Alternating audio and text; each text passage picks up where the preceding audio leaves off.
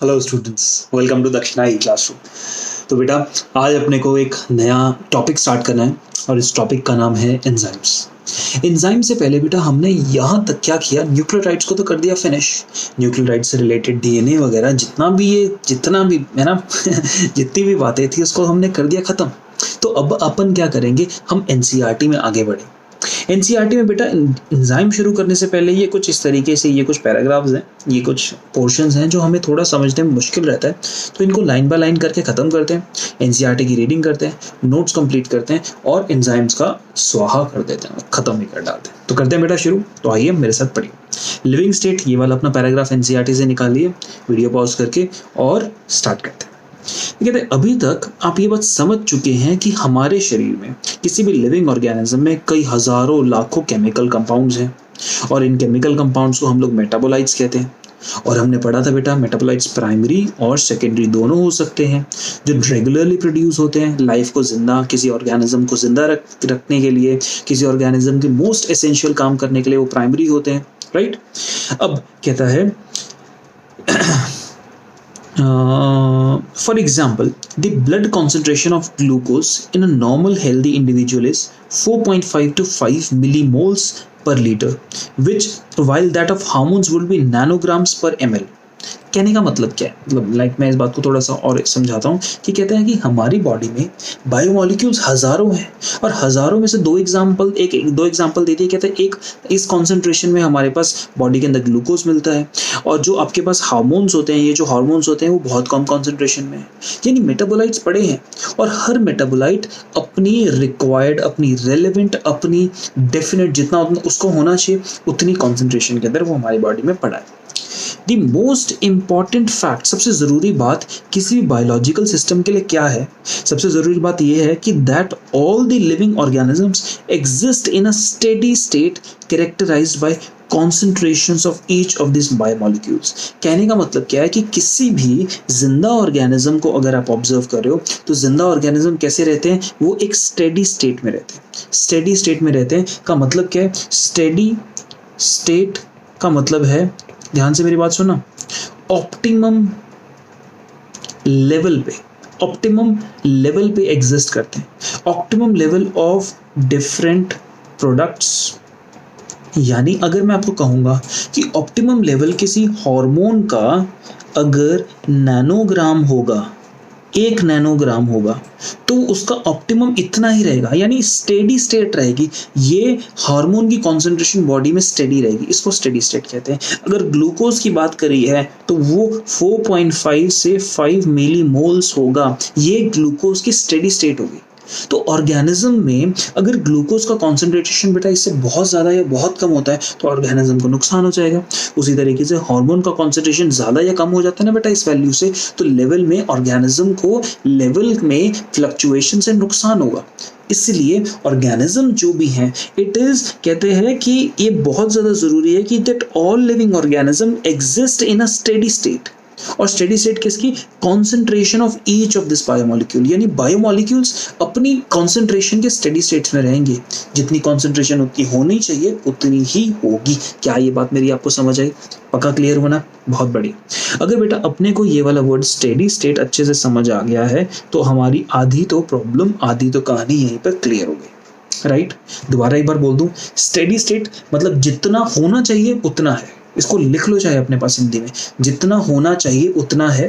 अगर उतने ही लेवल पे रहेगा तो इंसान या कोई भी ऑर्गेनिज्म अपनी जीवन में खुशी खुशी सुखी सुखी बच सकता है, डन, जिंदा रह सकता है। These biomolecules are in metabolic flux। Flux ये वर्ड है फिजिक्स का, और फ्लक्स का मतलब है किसी भी चीज़ का एक पॉइंट से इधर जाना या फिर इस पॉइंट से इधर आना, इसको हम फ्लक्स कहते हैं। और जितने भी हमारी बॉडी में केमिकल रिएक्शंस है, यानी जो ह्यूमन बॉडी है वो किसके अंदर है, मेटाबॉलिक फ्लक्स में। यानी हर टाइम कुछ चीज़ किसी एक चीज़ में कन्वर्ट हो रही है, कोई चीज़ किसी दूसरी चीज़ में कन्वर्ट हो रही है। यानी आपके पास रेगुलरली एनाबॉलिज्म भी चलते जा रहा है, रेगुलरली कैटाबॉलिज्म भी चलते जा रहा है, और ये रेगुलरली चलते जा रहा है। एनाबॉलिज्म भी हो रहा है कुछ चीज़ों का कैटाबॉलिज्म हो रहा है, और रेगुलर हो रहा है, यानी रेगुलर मूवमेंट है, यानी regular metabolic flux. Then any chemical और physical process move spontaneously to equilibrium. ये नहीं बेटा एक जनरल सेंटेंस दिया हुआ है, अगर आप कोई भी फिजिकल प्रोसेस की तरफ देखेंगे, कोई भी केमिकल प्रोसेस की तरफ देखेंगे, वो इक्विलिब्रियम की तरफ जाना लगेगा। कैसे? मैं आपको देता हूँ कि जैसे आपके पास ये एक कटोरी है बेटा, ये बाउल है, और बाउल में आपने यहाँ पे एक बॉल लिया और बॉल को छोड़ दिया। देखो बॉल यहाँ से मूव करेगी, इधर जाएगी, ऐसे ऐसे ऐसे ऐसे और रुक जाएगी, राइट? दैट मीन्स वो इक्विलिब्रियम में आ जाएगी। और जब बॉल इक्विलिब्रियम में आ गई तो क्या वो मूव कर रही है? नहीं ना। क्या उसके अंदर कुछ काम हो रहा है? नहीं ना। तो इसका मतलब अगर कोई चीज इक्विलिब्रियम में आ गया तो दैट मीन्स उसके अंदर काम हो रहा है? कुछ नहीं हो रहा है ना।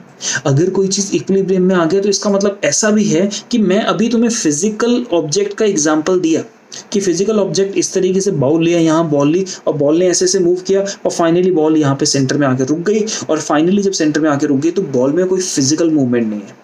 पक्का? तो फिजिकल इक्विलिब्रियम तो अपने को समझ आया। तो अब अपन केमिकल इक्विलिब्रियम देखेंगे। क्या? केमिकल इक्विलिब्रियम क्या कहता है कि मेरे पास ए बी में कन्वर्ट हो रहा है, ये मेरे पास रिएक्शन है, तो जितना ए बी में कन्वर्ट हो रहा है उतना ही बी ए में कन्वर्ट हो रहा है, तो ये केमिकल इक्विलिब्रियम हुआ। तो यानी अब अगर जितना ए बी में कन्वर्ट हो रहा है उतना ही बी ए में कन्वर्ट हो रहा है, तो जितना ए का कॉन्सेंट्रेशन रहेगा, जितना ए का कॉन्सेंट्रेशन होगा उतना ही तो बी का कॉन्सेंट्रेशन होगा। क्या मेरी बात समझ आई? इसका मतलब अगर कोई केमिकल इक्विलिब्रियम में कोई सिस्टम चले जाता है, कोई ऑर्गेनिज्म अगर केमिकल इक्विलिब्रियम में है, तो उसके अंदर जितना ग्लूकोज बन रहा है उतना ही ग्लूकोज टूट रहा है, जितना बन रहा है उतना ही टूट रहा है। दैट मीन्स इफेक्टिवली कोई काम ही नहीं हो रहा है। समझ रहे हो?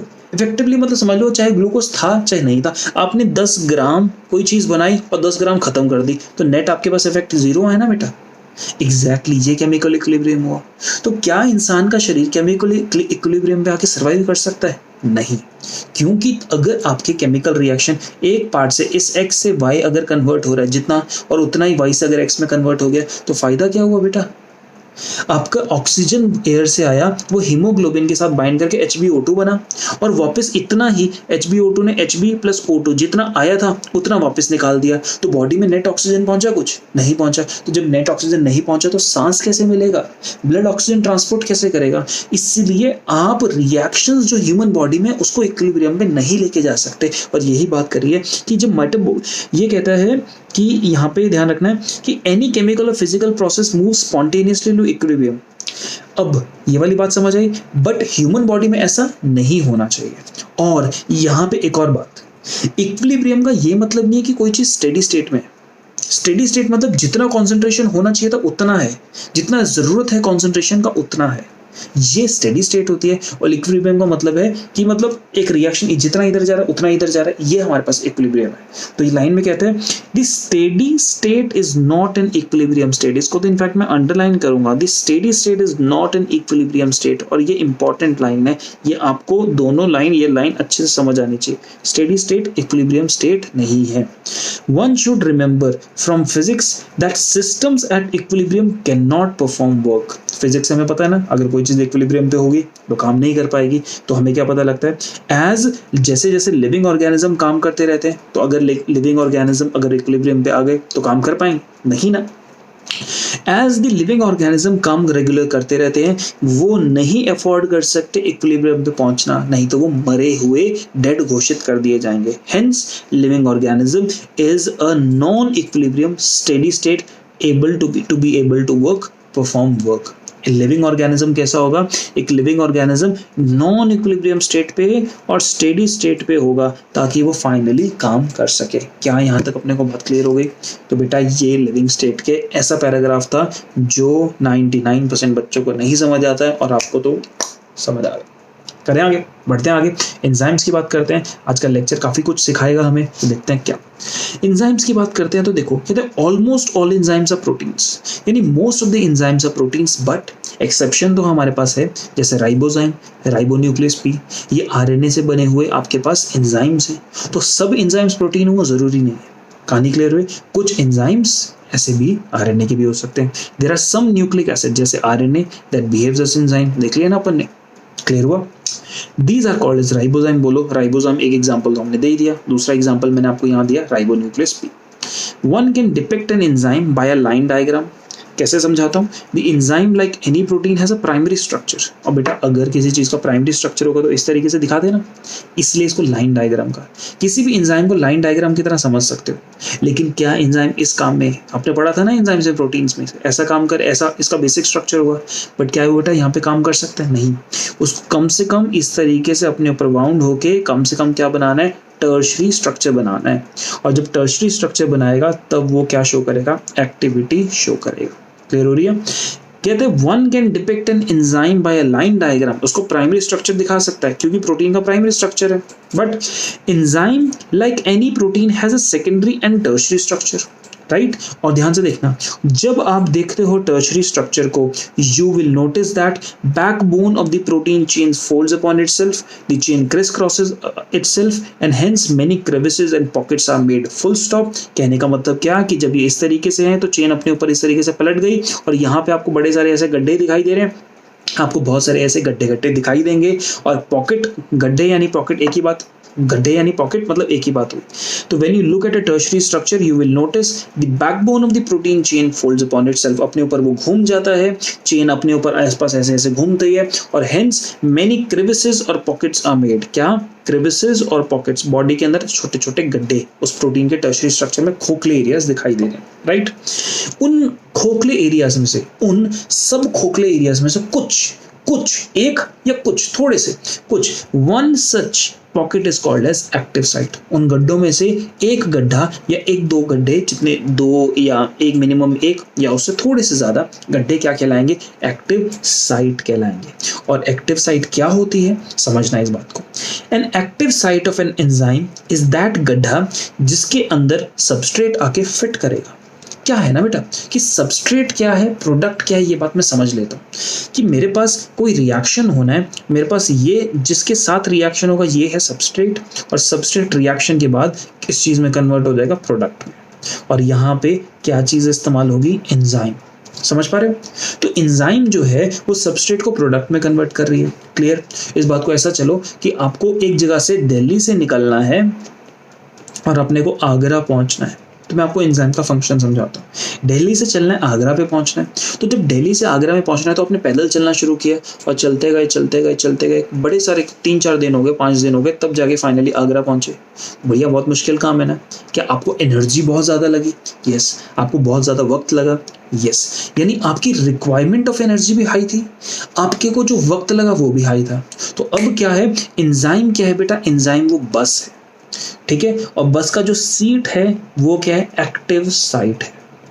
तो यानी आप जो सबस्ट्रेट हो वो एक्टिव साइट पे जाके बैठ जाएगा। आप जो सबस्ट्रेट हो वो एक्टिव साइट यानी बस की सीट पे जाके बैठ जाएगा और बस आपको दिल्ली से उठाएगी और कहाँ भेज देगी, आगरा में। तो क्या आपकी एनर्जी ज़्यादा लगी, कम लगी? कम लगी ना। यानी रिक्वायरमेंट ऑफ जो एनर्जी है इस पूरे प्रोसेस के लिए वो कम कर दी जाती है। ये एंजाइम करता है पहला काम। और दूसरा काम क्या करता है, आपके प्रोसेस को फास्ट कर देता है। जहां आपको कई दिन लग रहे थे वहां आपको कुछ घंटे में पहुंचा दिया जाएगा। तो क्या अपने को एक्टिव साइट समझ आया बेटा? तो ध्यान से पढ़ो। Active site of an enzyme is that गड्ढा जिसके अंदर सबस्ट्रेट जाके फिट कर जाता है। ये बात समझे? दस enzymes through their active site, दस एंजाइम्स अपने एक्टिव साइट के माध्यम से कैटेलाइज करती हैं रिएक्शंस को बहुत फास्ट स्पीड में। यानी एक्टिव साइट पे तुम बस की सीट में जाके बैठ गए तो आपका रिएक्शन बहुत ही हाई स्पीड में चलेगा। Enzyme catalyst differ from inorganic catalyst, यानी एंजाइम्स को जो है, जो बायोलॉजिकल ओरिजिन के हैं, इनको इनऑर्गेनिक कैटलिस्ट से हम कंपेयर करते हैं। बेटा कैटलिस्ट का मतलब, वर्ड का मतलब होता है जो रिएक्शन को फास्ट करता है, और सेम काम एंजाइम भी तो करता है।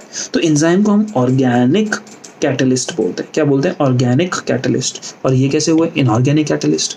तो जो इनऑर्गेनिक कैटलिस्ट है ये और ऑर्गेनिक कैटलिस्ट डिफर करते हैं। इनऑर्गेनिक कैटलिस्ट जो है वो हाई टेम्परेचर में बहुत अच्छे से काम करते हैं, हाई प्रेशर में बहुत अच्छे से काम करते हैं, लेकिन एंजाइम्स जो हैं वो हाई टेम्परेचर में, हाई प्रेशर में मर जाते हैं, खत्म हो जाते हैं, खराब स्ट्रक्चर हो जाता है। तो मतलब समझ क्या रहे हैं हम समझ रहे हैं कि इनऑर्गेनिक जो एंजाइम्स, या इनऑर्गेनिक एंजाइम्स नहीं बोलूंगा, इनऑर्गेनिक कैटलिस्ट जो होंगे वो बहुत ही हाई टेम्परेचर प्रेशर में तो मस्त काम कर सकते हैं, लेकिन एंजाइम्स नहीं। समझ पा रहे हो? यानी अगर आपकी बॉडी में टेम्परेचर 40 से भी ऊपर हो गए तो मोस्ट ऑफ द मतलब एंजाइम्स काम करना बंद कर देंगे, मोस्ट भी छोड़ दो। बट इसका एक्सेप्शन है। एक्सेप्शन समझाता हूँ, मेरी बात ध्यान से समझना। एंजाइम्स बायोलॉजिकल ऑर्गेनिज्म में मिलते हैं and 99% of the biological organism कहाँ मिल रहे हैं? अच्छी नॉर्मल कंडीशन में मिल रहे हैं ना। ऐसा तो है नहीं कि तुम जाके आग के अंदर बैठ गए या उबलते हुए पानी में बैठ गए, ऐसा तो नहीं होता है ना। आप समुद्र के एकदम तल पे जाके बैठ गए, ऐसा तो नहीं होता है। बट कुछ एक्सेप्शंस हैं, कुछ आपके पास ऑर्गेनिज्म इतनी हार्श कंडीशन में मिलते हैं। और स्पेसिफिकली नाम बोलो ना, आर्की बैक्टीरिया, बेटा पढ़ तो चुके हैं। ये आर्की बैक्टीरिया इतने थर्मो एसिडोफाइल्स, हेलोफाइल्स, इतनी एक्सट्रीम कंडीशन में रह रहे हैं। तो अगर कोई ऑर्गेनिज्म इतनी एक्सट्रीम कंडीशन में रह रहा है, याद रखो वर्ड क्या है? ऑर्गेनिज्म। ऑर्गेनिज्म अगर इतनी एक्सट्रीम कंडीशन में है तो बेटा वो जिंदा ऑर्गेनिज्म के एंजाइम्स जो हैं वो भी इतनी एक्सट्रीम कंडीशन के अंदर सर्वाइव कर रहे हैं। यानी वो एंजाइम्स भी इतनी एक्सट्रीम कंडीशन को क्या कर सकते हैं? बियर कर सकते हैं, बर्दाश्त कर सकते हैं। तो hence, however, enzymes isolated from organism who normally live under extremely high temperature, जैसे गरम और उबलते हुए पानी के एरियाज, वहां पे वो एंजाइम स्टेबल हैं और अपनी कैटालिटिक प्रॉपर्टी रखते हैं, चाहे वो हाई टेम्परेचर पे ही क्यों ना हो। समझ पाए? यानी एंजाइम्स में से जो नॉर्मली एंजाइम्स हैं वो नॉर्मल टेम्परेचर पे काम कर सकते हैं, हाई पे नहीं। लेकिन एक्सेप्शंस हैं, उन ऑर्गेनिज्म में से पाए जाने वाले वो एंजाइम्स जो ऑर्गेनिज्म इस टेम्परेचर रेंज पे सर्वाइव करते हैं। और इसका एग्जांपल बेटा सिंपल है, टैक पॉलीमरेज। ये अपने पास एक एंजाइम है जो इतने टेम्परेचर रेंज में बहुत ही अच्छे से काम कर सकता है। वो बैक्टीरिया से मिला है, थर्मस एक्वाटिकस। इस बैक्टीरिया से अपने को ये वाला एंजाइम मिला है। एंजाइम का नाम क्या है? Taq polymerase. क्या अपने को बात क्लियर हो रही है? समझे? आगे बढ़ते हैं। यहाँ पे एंजाइम्स की बात हो रही है, यहाँ पे बेसिकली केमिकल रिएक्शंस की बात हो रही है। आपको बेसिक इंट्रोडक्शन दिया हुआ है। तो एंजाइम क्या करेगा? उस केमिकल रिएक्शन के रेट को बेटा चेंज कर देता है, डिफर कर देता है, समझा देता है। अब कैसे समझाता है और एंजाइम्स का काम करने की क्षमता कितनी ज़्यादा कमाल की है, ये हमें एक पैराग्राफ से पता लगेगा। ये कहता है कि आप ये वाला रिएक्शन देखो कि कार्बन डाइऑक्साइड और वाटर को इस कार्बोनिक एसिड में कन्वर्ट करना है। और ये जो एंजाइम है ना, समझ लो ये एंजाइम नहीं है। अगर ये एंजाइम नहीं हो तो ये रिएक्शन पॉसिबल है। लेकिन क्या बात है, ध्यान से देखना। In the absence of this enzyme this reaction is very slow with about 200 molecules of H2CO3 carbonic acid being formed in an hour। 1 घंटा यानी 60 into 60 यानी 3600 सेकेंड्स के अंदर, 3600 सेकेंड के अंदर 200 मॉलिक्यूल बन रहे हैं। यानी 1 सेकेंड के अंदर कितने बनेंगे? 200 अपॉन 3600 यानी 2/36। इतने मॉलिक्यूल्स पर सेकेंड बनेंगे। कितने कम है ना बेटा ये, राइट? पक्का समझ पा रहे हो? तो पक्का क्लियर हुई ये वाली बात? तो ये मैं समझाना चाह रहा हूँ कि 1 सेकेंड में कितने कम मॉलिक्यूल बन रहे थे अगर हम एक इस विदाउट एंजाइम की बात करते हैं यहाँ पे। अब however by using an enzyme which is present in the cytoplasm, एक एंजाइम हम कार्बोनिक एनहाइड्रेज की अगर मदद लेते हैं तो उससे क्या होता है? रिएक्शन स्पीड बढ़ जाती है। कितनी बढ़ती है? देखो, रिएक्शन स्पीड बढ़ जाती है ड्रामेटिकली विद 600,000 यानी 6 lakh molecules being formed in 1 second. कहाँ 1 सेकेंड के अंदर 2/18 थे, अब 1 सेकेंड के अंदर 6 लाख हैं। तो बेटा आप हिसाब देख सकते हो कितना ज्यादा बढ़ रहा है, कितना ज्यादा बढ़ रहा है। ये एंजाइम के लगने से इफेक्ट होता है रेट का, यानी रेट कितना ज्यादा बढ़ जाता है, स्पीड एंजाइम रिएक्शन की कितनी ज्यादा बढ़ जाती है, ये हमारा एंजाइम के आने से क्लियर हो जाता है। पक्का बात समझे? पक्का क्लियर हुआ? तो एंजाइम का हमारे पास फंक्शन क्लियर हुआ। तो बेटा हमारे पास ये क्वेश्चन है कि एंजाइम ये सब काम कैसे करता है? How do the enzymes bring out such a high rate of chemical conversion? Enzyme इतनी तगड़ी एक्टिविटी, इतना तगड़ा काम करता कैसे है, इस बात को समझना है। और इस बात को समझने के लिए हम बस वाले एग्जाम्पल पे जाते हैं। देखो, मुझे सबस्ट्रेट से प्रोडक्ट पे शिफ्ट होना है। जब मुझे सबस्ट्रेट से बेटा प्रोडक्ट पे शिफ्ट होना है तो मुझे दिल्ली से आगरा पहुंचना था ना, राइट? जब मुझे दिल्ली से आगरा पहुंचना था तो मैं पैदल जा सकता था, बहुत एनर्जी लगेगी, बहुत मेहनत लगेगी, राइट? तो अगर मेरे पास एक बस मिल जाए तो मेरी पर्सनल जो एनर्जी है जो यूज हो रही है वो कम हो जाए तो मेरे को फायदा होगा कि नहीं होगा? होगा ना। तो यहाँ पे तुम ये वाला डायग्राम देखो, यहाँ पे ये डायग्राम है, इसको कहते हैं पोटेंशियल एनर्जी, और ये वाला पोर्शन है प्रोग्रेस ऑफ रिएक्शन, यानी रिएक्शन आगे बढ़ रहा है। तो देखो ये वाला अपने पास यहाँ पर है सबस्ट्रेट, और सबस्ट्रेट को फाइनली प्रोडक्ट के अंदर कन्वर्ट होना है। तो बेटा जब सबस्ट्रेट को प्रोडक्ट में कन्वर्ट होना है तो देखो सबस्ट्रेट से कम एनर्जी है प्रोडक्ट की, ये बात मुझे समझ आती है, कोई टेंशन नहीं। सबस्ट्रेट जब प्रोडक्ट में कन्वर्ट होता है तो ये प्रोडक्ट कम एनर्जी का है, क्योंकि प्रोडक्ट की एनर्जी बेटा यहाँ पर है, सबस्ट्रेट की एनर्जी यहाँ है, तो पोटेंशियल एनर्जी प्रोडक्ट की कम है ना। क्लियर। तो अब सबस्ट्रेट को जब प्रोडक्ट में कन्वर्ट होना है तो सबस्ट्रेट जब इस रास्ते जाता है तो देखो डायरेक्ट ऐसे नहीं जा सकता है, सबस्ट्रेट को देखो इस रास्ते जाना है, यानी उसको बीच में एक ट्रांजिशन, एक टेम्पररी, मैं लिख देता हूँ इसको एक बीच में टेम्पररी स्टेज से होके गुजरना है। ये टेम्पररी स्टेज है। इस टेम्परेरी स्टेज के दौरान आपको जो एनर्जी रिक्वायर्ड है वो बहुत ज़्यादा है। यानी दिल्ली से जब आगरा पहुंच रहे थे तो बीच में जितना सब रास्ता है वहां पे आप परमानेंटली थोड़ी रुक जा रहे हो, वहां से होके निकल रहे हो। यानी देयर वॉज, दोबारा बोलता हूँ इस बात को, सुनो ध्यान से। आप दिल्ली से आगरा जा रहे हो, आप दिल्ली से आगरा जा रहे हो और यहाँ पे एक बीच में सिटी एक्स आती है। जब आप दिल्ली से आगरा जा रहे हो तो आप सिटी एक्स के अंदर रुक थोड़ी जाओगे, आप temporarily for a very small period of time यहाँ पर प्रेजेंट होगे और चलते चलते चलते चलते फाइनली आगरा पे पहुँच जाओगे और आगरा पे जाके बोलोगे हो मेरी एनर्जी कम हो गई, मेरी एनर्जी दिल्ली में ज़्यादा थी अभी कम है। क्लियर। तो यानी सबस्ट्रेट के कंपैरिजन में प्रोडक्ट की एनर्जी कम है, ये वाली बात तो समझ आई, इसमें तो कोई डाउट नहीं, पक्का क्लियर हो गया। तो अब ये वाली स्टेज जो होगी वो टेम्परेरी स्टेज होगी, उस स्टेज को मैं ट्रांजिएंट स्टेज कह दूंगा, उस स्टेज को मैं टेम्परेरी स्टेज कहूंगा। और इस दौरान क्या हो रही है, हमारी एनर्जी देखो रिक्वायरमेंट कितनी है। जब ये रिएक्शन हमारा इस तरफ जा रहा है तो रिएक्शन में सबस्ट्रेट को अपने से ज़्यादा एनर्जी लगानी पड़ रही है। देखो सबस्ट्रेट की एनर्जी यहाँ ये लेवल पे सबस्ट्रेट की एनर्जी है, बट जब ये ट्रांजिशन स्टेज पे है, यानी ये स्टेज जब रिएक्शन को आगे बढ़ना है टुवर्ड्स प्रोडक्ट फॉर्मेशन, तो यहाँ पे आपको इतनी एनर्जी चाहिए, राइट। बट अगर आप अपनी गाड़ी ले आए, अपनी बस ले आए, तो देखो एनर्जी की रिक्वायरमेंट इतनी ज़्यादा जो थी वो कम हो गई, एनर्जी की रिक्वायरमेंट कम हो गई। क्लियर हो रही मेरी बात बेटा, पकड़ है। तो मुझे एक बात बताता हूँ कि मैं कहता हूँ कि यहाँ से इस ट्रांजिशन स्टेट में सबस्ट्रेट के एनर्जी से कंपेयर करते हुए यहाँ तक जितनी एनर्जी रिक्वायर्ड है इसको कहते हैं एक्टिवेशन एनर्जी। यानी जब आप किसी भी सबस्ट्रेट को प्रोडक्ट में कन्वर्ट करते हो तो सबस्ट्रेट को टेम्पररी ट्रांजिशन स्टेट में जाना पड़ता है। मेरे हाथ को देखो, सबस्ट्रेट को टेम्पररी ट्रांजिशन स्टेट में जाना पड़ता है। तो सबस्ट्रेट के लेवल से टेम्पररी ट्रांजिशन स्टेट के बीच में जो एनर्जी ज़्यादा रिक्वायर्ड है ये इस लेवल से एक्स्ट्रा रिक्वायर्ड है ना बेटा, राइट। तो इस एक्स्ट्रा एनर्जी को अपन एक्टिवेशन एनर्जी कहते हैं। तो देखो एक्टिवेशन एनर्जी एंजाइम के बिना कितना ज़्यादा चाहिए थी और एंजाइम के साथ होगी तो एक्टिवेशन एनर्जी कम होगी। तो दैट मीन्स एंजाइम इस प्रोसेस को आसान बना दे रहा है हमारे लिए, और यही पूरा का पूरा इस लेक्चर का कंसेप्ट है। एंजाइम इस प्रोसेस को बेटा क्या कर रहा है, अपने लिए बना दे रहा है आसान। तो हमारा जब ये प्रोसेस आसान हुआ तो हमारी कहानी यहाँ पे कंप्लीट हो जाती है। तो ये तरीका है जिसके माध्यम से, जिसके तरीके से हमारे पूरे प्रोसेस को कर दिया जाता है आसान। क्या मेरी बात क्लियर हुई? अगर हुई तो आके हम लोग अपने नोट्स देखते हैं कि देखो अपने नोट्स एग्जैक्टली अपने को कहते क्या। हमें अपने नोट्स देखने हैं और हम 11th में जाएंगे, हमें बायोमोलिक्यूल्स में एंजाइम्स को पढ़ना है। तो एंजाइम्स अपने को क्या कहते हैं, देखो एंजाइम्स की कुछ बेटा बेसिक बातें से शुरू करते हैं। एंजाइम्स बहुत ही स्पेसिफिक होते हैं, यानी एंजाइम्स ऐसा नहीं है कि आपने कार्बोनिक एनहाइड्रेज लिया और घर में कहा कि चलो मेरे लिए कुछ काम कर दो, यीस्ट बना दो, या फिर तुम कहोगी ये लो कार्बोनिक एनहाइड्रेज मैं तुम्हें देता हूँ कि इससे अल्कोहल बना लो। ऐसा नहीं होता है। एंजाइम जिस काम के लिए स्पेसिफिक होते हैं उसी के लिए रहते हैं। एंजाइम्स की quality they are very very specific. अब एंजाइम्स की जो ज़रूरत बहुत ही कम अमाउंट में होती है, याद रखना ये एंजाइम, ये कुछ पॉइंट्स हैं एंजाइम्स के लिए, they are required in very small amount to catalyze. किसी रिएक्शन को करवाने के लिए एंजाइम, ऐसा ना बेटा देखो, अब तुम बस में बैठ के गए, तो बस में बहुत सारे लोग बैठ के गए ना तुम्हारे साथ, तो इतने सारे लोगों के लिए एक बस, एक एंजाइम आपको कम चाहिए, इतना ज़्यादा अपने को एंजाइम नहीं चाहिए पूरा काम चलाने के लिए। बात क्लियर? और तुमने दिल्ली से आगरा गए और बस में बैठे गए और बस से उतर गए, तो क्या बस खत्म हो गई, बस जल गई, टूट गई? नहीं ना, बस अभी भी ठीक है।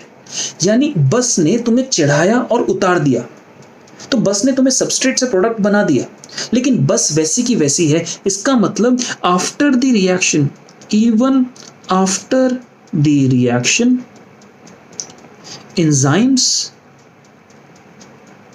जो होंगे they remain same, unchanged. Enzymes change नहीं होते, वो वैसे के वैसे रहते हैं रिएक्शन खत्म होने के बावजूद भी। क्या मेरी बात क्लियर हुई? बढ़िया से समझ आया ना बेटा? Next point. अब एंजाइम्स प्रोसेस कर रहे हैं, कैटलाइज कर रहे हैं, आपके काम को स्पीड बढ़ा रहे हैं। तो जब मैं काम की स्पीड बढ़ाने के प्रोसेस को देखता हूँ ना कि एंजाइम की कितनी क्षमता है, वो बस कितना तेज चल सकती है, ये मेरा क्वेश्चन है। कि बस कुछ है कि धीरे धीरे धीरे स्टेट वाली बस है, धीरे धीरे चल रही है। एक हमने लग्जरी बस ले ली, वो तो एकदम भाग रही है, वॉल्वो बस एकदम उड़ा के लेके जा रहा है ड्राइवर। यानी बस कितनी ज़्यादा बेहतरीन है, कितना ज़्यादा एफिशिएंट है, वो बस अपना काम कितनी तेज़ी से कर सकती है, इस बात को नापने के लिए दो मापदंड है। There are two parameters to analyze the catalytic power of the enzyme. First parameter is called as turnover number. Turnover number कहते हैं number of substrate molecules converted into product per unit time, कि कितनी देर में उसने काम कर दिया, कि एक मिनट के अंदर उसने कितने मॉलिक्यूल सबस्ट्रेट के कितने प्रोडक्ट में कन्वर्ट कर दिए। इस बात को आप क्या कहते हैं, टर्नओवर नंबर। तो एक बस है वो तुम्हें दिल्ली से आगरा तक 1 मिनट में पहुंचा दे रही है और दूसरी बस आपको आधे मिनट में पहुंचा दे रही है। तो दैट मीन्स जो सेकंड वाली बस होगी वो 1 मिनट के अंदर 2 लोगों को पहुंचा देगी, मतलब 2 डबल दी काम करेगी as compare to the first बस। आज समझे। तो यहाँ पे टर्नओवर नंबर अपने को बताता है, टर्न मतलब बेसिकली टर्नओवर नंबर बताता है कि जितना ज्यादा टर्नओवर नंबर उतने ज्यादा number of substrate molecules converted पर सेकंड। बात क्लियर हो रही है, पक्का समझ आया, बहुत बढ़िया। चाहे पर सेकंड कहो बेटा, पर यूनिट टाइम का कोई डेफिनेशन नहीं होती, पर सेकंड, पर मिनट, पर आवर, ये हमारी मर्जी होती है हम क्या डिफाइन करते हैं। यूनिट टाइम कुछ भी डिफाइन कर सकते कोई भी, 1 hour, 1 minute, 1 second, 1 millisecond, that is your choice. बात समझ गए। नेक्स्ट KM कांस्टेंट, और ये KM कांस्टेंट मैं बेटा अभी नहीं समझाऊंगा, ये मैं नीचे जब आपको रिएक्शन समझाऊंगा ना तो KM कांस्टेंट फट से समझ आ जाएगा, ये पढ़ने की भी जरूरत नहीं पड़ेगी, अपने आप बाद में क्लियर हो जाएगा। अब ये है कि एंजाइम, हमने जो एनसीईआरटी में पढ़ा, एंजाइम क्या काम करता है, एंजाइम इंक्रीज कर देता है reaction rate by lowering the activation energy. देखो एक्टिवेशन एनर्जी जब एंजाइम को यूज कर लिया इस रेड वाले ग्राफ में, तो एक्टिवेशन एनर्जी अपनी जरूरत जो थी वो कम हो गई ना। पहले ज्यादा एक्टिवेशन एनर्जी चाहिए थी, अब कैसी चाहिए, अब अपने को कम चाहिए। तो एंजाइम क्या करता है, एक्टिवेशन एनर्जी को कम कर देता है, उसकी जरूरत कम हो जाती है। तो इससे क्या फायदा होता है, एंजाइम अगर एक्टिवेशन एनर्जी को बेटा कम कर देगा तो आपके पास रिएक्शन आसान हो जाएगा। क्लियर हो रही मेरी बात, पक्का डन। अब मुझे एक बात बताओ, यहाँ पे एक एक्स्ट्रा बात तुम्हें बतानी है। ये बात वैसे तो केमिस्ट्री का पार्ट है, एंडोथर्मिक एंड एक्सोथर्मिक, ये बचपन से पढ़ते हैं। एंडोथर्मिक रिएक्शन में सबसे पहले एक्सोथर्मिक निकालते हैं, ये रिलीज एनर्जी, यही कंसेप्ट होता है ना, एनर्जी बोलूँ तो या मैं हीट बोलूँ, ये वाला तो कंसेप्ट बेटा अपने को आता है। तो देखो मेरी बात, सबस्ट्रेट की एनर्जी थी 10 जूल और सबस्ट्रेट से जब प्रोडक्ट बना तो इसकी एनर्जी थी 5 जूल। तो आपके पास जो एक्स्ट्रा एनर्जी होगी 5 जूल वो निकल गई ना, दैट मीन्स हीट जो होगी वो 5 जूल के हिसाब से होगी। ये हमारे पास एक्सोथर्मिक रिएक्शन है। तो अगर मेरे पास इधर सबस्ट्रेट की एनर्जी थी 10 जूल और इधर है यहाँ पे 5 जूल, तो दैट मीन्स ये वाला रिएक्शन जिसमें सबस्ट्रेट ऊपर और प्रोडक्ट नीचे, ये वाला आपके पास कौन सा वाला रिएक्शन है, एक्सोथर्मिक रिएक्शन। और एंडोथर्मिक रिएक्शन क्या है, जिसको करने के लिए अपने को एनर्जी चाहिए। दैट मीन्स सबस्ट्रेट यहाँ बैठा है जिसमें 10 जूल एनर्जी है, प्लस आपको अगर उसको प्रोडक्ट में कन्वर्ट करना है तो एक्स्ट्रा एनर्जी देनी पड़ेगी ना। तो समझो आपने इसको 5 जूल एनर्जी दी तो प्रोडक्ट की एनर्जी कितनी हुई, 15 जूल। तो बेटा ऐसे रिएक्शंस मालूम कैसे होंगे, अगर मैं ऐसे रिएक्शन का मैं इधर सबस्ट्रेट बनाता हूँ, ये ऐसे जाएगा और यहाँ पे वो कंप्लीट है, यानी यहाँ पे प्रोडक्ट होगा, यहाँ सबस्ट्रेट होगा। एक्टिवेशन एनर्जी ये वाला ग्राफ बन जाएगा कि विद अपने को विदाउट एंजाइम इतनी एक्टिवेशन एनर्जी चाहिए, with enzyme come activation energy चाहिए, बट आपको उसको इस पोजीशन पे पहुंचाना है। समझ गए। तो ये वाला आपके पास हुआ एंडोथर्मिक रिएक्शन हुआ, और जो यहाँ पर बना हुआ है वो कैसा हुआ बेटा, एक्सोथर्मिक रिएक्शन। बात क्लियर हो गई, बढ़िया। अब एक और पॉइंट, एंजाइम्स जब इस्तेमाल में नहीं होते तो वो अपने इनएक्टिव रूप में रहते हैं। एंजाइम्स का जब काम नहीं है तो एंजाइम हमेशा एक्टिव रूप में रहेंगे तो बेटा नुकसान कर सकते हैं। आपके पेट के अंदर अगर पेप्सिन पड़ा रहेगा, पेप्सिनोजन के रूप में नहीं, अगर वो पेप्सिन के रूप में पड़ा हुआ है, आपने खाना नहीं खाया और वो पेप्सिन के रूप में है तो आपका नुकसान कर सकता है। तो इसीलिए जो एंजाइम्स होते हैं वो इनएक्टिव फॉर्म में रहने चाहिए, और इनएक्टिव फॉर्म जाइमोजेंस कह सकते हैं या उनको प्रो एंजाइम कह सकते हैं। तो कोई भी जो इनएक्टिव फॉर्म में एंजाइम मिलेगा उसको हम जाइमोजन या फिर प्रो एंजाइम कहेंगे। बोलो बात समझ आई, मस्त क्लियर हुआ ना, यहाँ तक तो। नेक्स्ट है बेटा mechanism of enzyme action, enzyme काम करता कैसे। एंजाइम के काम करने के तरीके को समझाने के लिए हमारे पास 2 हाइपोथेसिस हैं, और 2 हाइपोथेसिस में पहली है लॉक-इन की हाइपोथेसिस, और ये हाइपोथेसिस कहती है सिंपल कि एंजाइम और सबस्ट्रेट हमारे पास 2 प्रोडक्ट्स हैं। यहाँ पर क्या है कि जो ये सबस्ट्रेट है ना, जो तुम हो वो बस की सीट पे जाके बैठ जाते हो। अब बस की सीट ऐसी बनाई गई जिसपे तुम आसानी से जाके बैठ सकते हो, यस और नो। अब बस की सीट के ऊपर आके एक डायनासोर तो नहीं बैठ सकता ना। पक्का बात समझ आ रही? यानी जो सबस्ट्रेट है उसको कहाँ जाके बैठना है, उसको एक्टिव साइट पे बैठना है। तो एक्टिव साइट का काम कैसा है, लॉक एंड की हाइपोथेसिस क्यों बोला? क्योंकि अगर जो आपके पास जो एंजाइम है और जो अपने पास चलो मैं एंजाइम और मैं इसकी बात करता हूँ, चलो तो मैं समझाता हूँ इस बात को कि अपने पास लॉक और की ये अपने पास है। तो लॉक मेरे पास इस तरीके से लगा हुआ है और मेरे पास की है जो मेरे पास एंजाइम है और लॉक मेरे पास सबस्ट्रेट है। तो एंजाइम सबस्ट्रेट के अंदर जाके आराम से लग जाएगा। यस, बेसिकली ये कंसेप्ट सुनने में थोड़ा सा उल्टा होगा, लेकिन इस कंसेप्ट को समझो कि एंजाइम और सबस्ट्रेट एक दूसरे के कॉम्प्लीमेंट्री होंगे। गलत चाबी नहीं लग सकती, गलत चाबी नहीं लग सकती। समझ पा रहे हो मेरी बात? चाबी जो है वो गलत नहीं लग सकती, चाबी को उस लॉक के हिसाब से होना चाहिए। यानी एंजाइम की जो एक्टिव साइट होती है वो सबस्ट्रेट के अकॉर्डिंग होनी चाहिए। ये मेरा कंसेप्ट है, जरूरी समझना। क्या हमारी बात समझ आई आप लोगों को? मैं कह रहा हूं बेटा कि जो ये लॉक है, लॉक का जो खोखला वाला रीजन है जहां चाबी लगाते हैं, दोनों की सेम होनी चाहिए। गलत चाबी होगी तो लॉक खुलेगा नहीं ना। तो बेटा जब आपने एंजाइम इस लॉक में डाल दिया, यानी कि इस लॉक में डाल दी, तो आपके पास इस तरीके से लॉक खुल गया। तो ये अपने पास क्या हो गया, प्रोडक्ट हो गया, क्योंकि ये चेंज हो गया ना। तो दैट मीन्स अपना एंजाइम जो है वो उस एरिया में लगा। यानी एंजाइम का, ये सुनने में थोड़ा अटपटा लगेगा कि एंजाइम सबस्ट्रेट में लग रहा है, बट एक्चुअली सबस्ट्रेट एंजाइम में जाके लगता है। और मुझे ये बात तुम्हें अच्छे से समझानी चाहिए और तुम लोग इस बात को अच्छे से समझो कि जो एंजाइम और सबस्ट्रेट का जो लॉक एंड की हाइपोथेसिस का कंसेप्ट है ना बेटा, ये दिया तो एमिल फिशर ने, और इस बंदे ने क्या कहा कि जो ये सबस्ट्रेट की शक्ल और एंजाइम की एक्टिव साइट एक दूसरे के कॉम्प्लीमेंट्री होंगी। देखो कॉम्प्लीमेंट्री है, और कॉम्प्लीमेंट्री होने की वजह से फाइनली क्या होगा, अपने पास एंजाइम रिएक्शन के बाद वैसा का वैसा रहा। देखो शुरुआत में भी ऐसा था, बाद में भी ऐसा था। अब सबस्ट्रेट जो हमने ऐसा लिया था वो इस तरीके से प्रोडक्ट में चेंज हो गया। क्लियर हो रही मेरी बात? राइट बेटा। तो जो ये बीच में ये वाला टाइम है जब वो एंजाइम सबस्ट्रेट कॉम्प्लेक्स बनता है, जब ये दोनों जुड़ जाते हैं, इनके बीच में केमिकल रिएक्शन होते हैं तो एंजाइम प्रोडक्ट कॉम्प्लेक्स बनता है। ये वाला पॉइंट देखो ना, यहाँ पे पहले जब दोनों जुड़े तो एंजाइम सबस्ट्रेट कॉम्प्लेक्स हुआ। अब एंजाइम ने सबस्ट्रेट के साथ जुड़ा हुआ है, अब इन दोनों के बीच में रिएक्शन है तो सबस्ट्रेट धीरे धीरे प्रोडक्ट में कन्वर्टेड है, तो एंजाइम प्रोडक्ट कॉम्प्लेक्स बना। तो ये जो पूरा टाइम होता है ये होता है ट्रांजिशन पीरियड। क्लियर हो रही बात? तो यहाँ पे फाइनली यहाँ पे आपको एंजाइम प्लस प्रोडक्ट मिल गया। देखो इस रिएक्शन को हम एक और डायग्राम से दिखा सकते हैं कि मेरे पास ये एंजाइम है, इसमें प्रोडक्ट मेरे पास दो अलग अलग है, तो दोनों के लिए एक्टिव साइट डेफिनेट है। देखो पूरी शेप के हिसाब से यहाँ पे एंजाइम और प्रोडक्ट आपस में इस तरीके से रिएक्ट किए और फाइनली क्या हुआ, ये मेरे पास एक नया प्रोडक्ट बन गया। और देखो एंजाइम की यही शेप जैसे अपने को यहाँ दी गई थी। तो यानी रिएक्शन के बाद एंजाइम वैसा का वैसा ही रहता है, प्रोडक्ट अलग बन जाता है, प्रोडक्ट छूट जाता है। इधर एंजाइम सबस्ट्रेट, एंजाइम प्रोडक्ट का ये जो आपके पास ये ट्रांजिशन स्टेट यहाँ पर आपके पास बना हुआ है। क्लियर हुई मेरी बात बेटा? पकड़न। ये थ्योरी थी लॉक इन की हाइपोथेसिस, और ये थ्योरी ने हमें एक कंसेप्ट समझाया क्या, और कंसेप्ट ये है कि जो एंजाइम है उस चाबी के लिए स्पेसिफिक है। या फिर मैं इस बात को थोड़ा सा और दोबारा ऐसे बोलता हूँ कि जो एंजाइम है वो सबस्ट्रेट के लिए स्पेसिफिक है बेटा। एंजाइम सबस्ट्रेट के लिए स्पेसिफिक है, सबस्ट्रेट एंजाइम के लिए स्पेसिफिक है। यानी एंजाइम की एक्टिव साइट की एग्जैक्ट शेप वैसी है जैसे सबस्ट्रेट की शेप है। ये किस हाइपोथेसिस ने बताया? ये बताया लॉक इन की हाइपोथेसिस। पहला पॉइंट फिनिश। सेकेंड थ्योरी है ये वाली इंड्यूस्ड फिट थ्योरी, और इंड्यूस्ड फिट थ्योरी हमें दूसरी बात बोलती है। इंड्यूस्ड फिट थ्योरी ये वाली बात बोलती है, देखो यहाँ पे कि ये मेरे पास सबस्ट्रेट है, ये मेरे पास सबस्ट्रेट है और ये मेरे पास एंजाइम की एक्टिव साइट है। क्या बोलो कॉम्प्लीमेंट्री है? ये सबस्ट्रेट के अकॉर्डिंग एक्टिव साइट है? नहीं ना।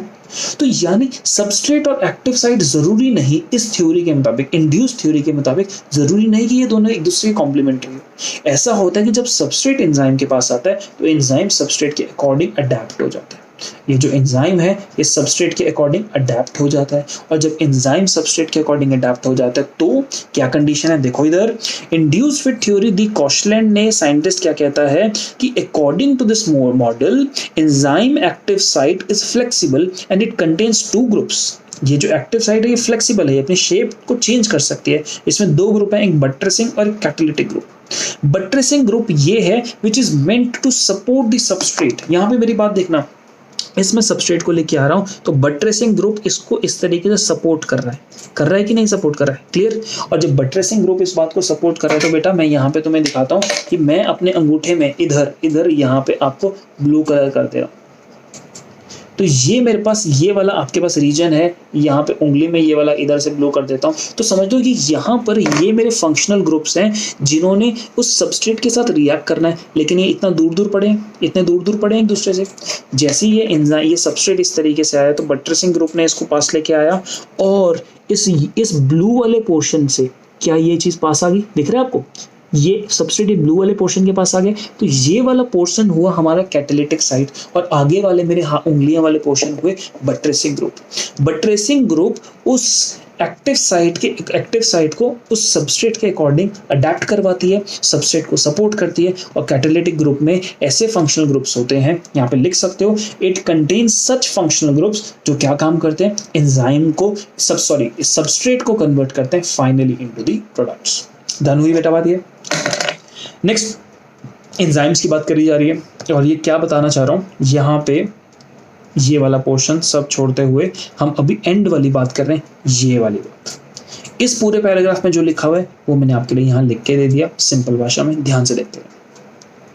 एंजाइम्स अपने आप में बायोकैटलिस्ट हैं, क्लियर आती है। एंजाइम्स के टाइप कैसे होते हैं, एंजाइम्स कैन बी बेटा सिंपल एंजाइम्स और enzymes can be conjugate enzyme, जिसको मैंने होलो एंजाइम कहा।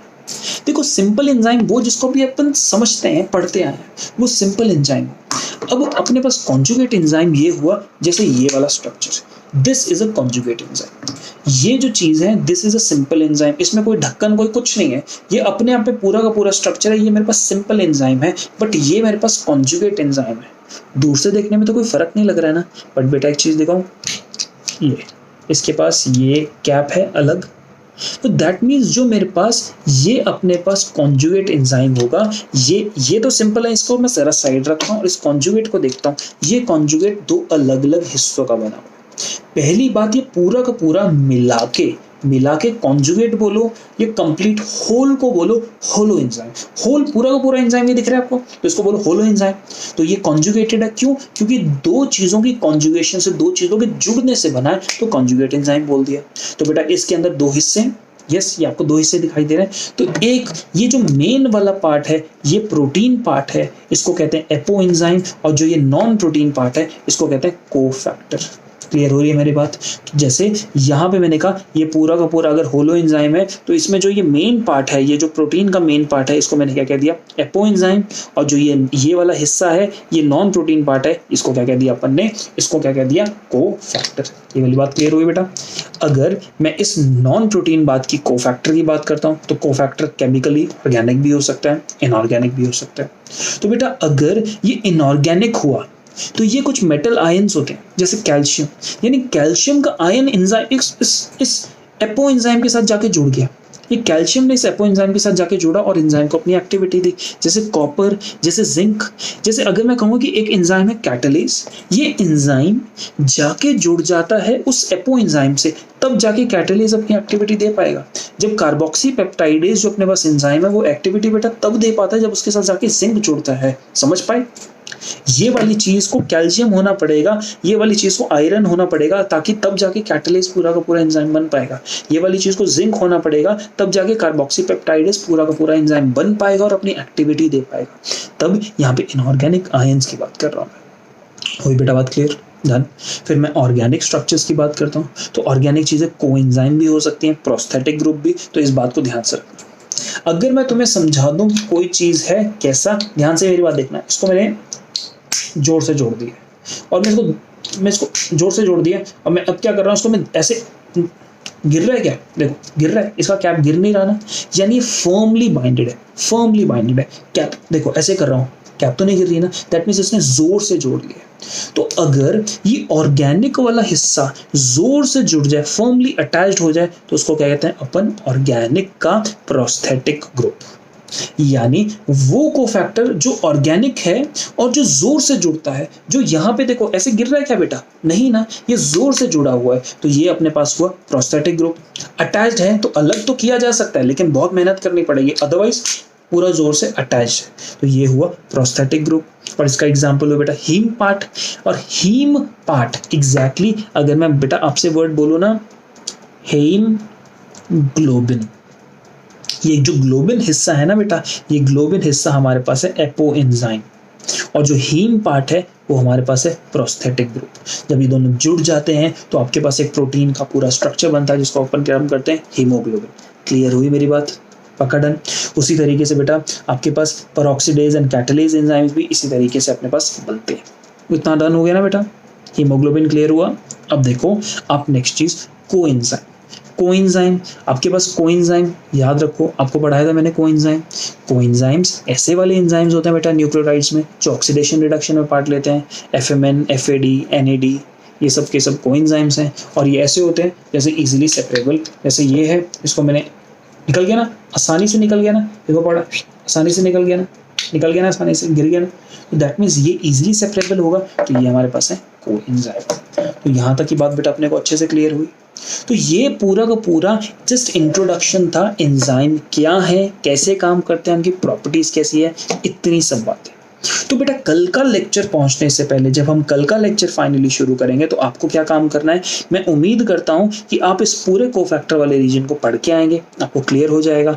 आप इसके अलावा क्या करेंगे, ये सब तो बेटा अपन कर चुके हैं, ये सब नेचर ऑफ एंजाइम एक्शन सब कुछ अपन कर चुके हैं। आपको पढ़ना है ये वाला पोर्शन जिसमें मैंने क्रॉस मार रखा था, फैक्टर्स अफेक्टिंग एंजाइम की एक्टिविटी।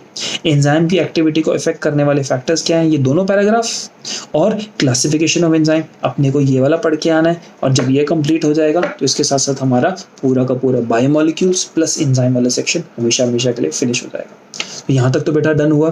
तो इसके साथ आज की क्लास को पूरा करते हैं, फिनिश करते हैं, और उम्मीद करता हूँ कि बढ़िया से तुम्हें पूरी क्लास फील के साथ समझ आ गई। तो इसके साथ बेटा आपकी class finish. Thank you so much, stay blessed.